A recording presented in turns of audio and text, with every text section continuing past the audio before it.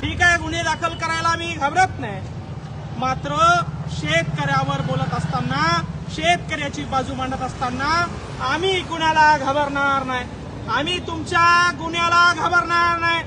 आणि शेतकऱ्याच्या तरण्याबाण मर्दपुरांनो, अरे लोकशाही वाचवण्यासाठी, यांची झुंडशाही हाणून पाडण्यासाठी हा पठ्ठ्या रस्त्यावर उतरलाय.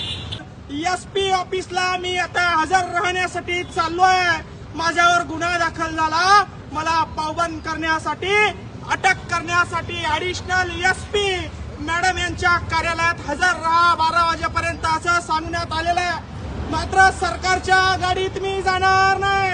सरकारची गाडी मला आवडत नाही. सरकारच्या गाडीला मी बोजा बनणार नाही. मी शेतकऱ्याचा पोरगा म्हणून असं रस्त्यावर चालत जाणार आहे. एसपी ऑफिसला चालत जाणार आहे. आळंद पासून निघालो.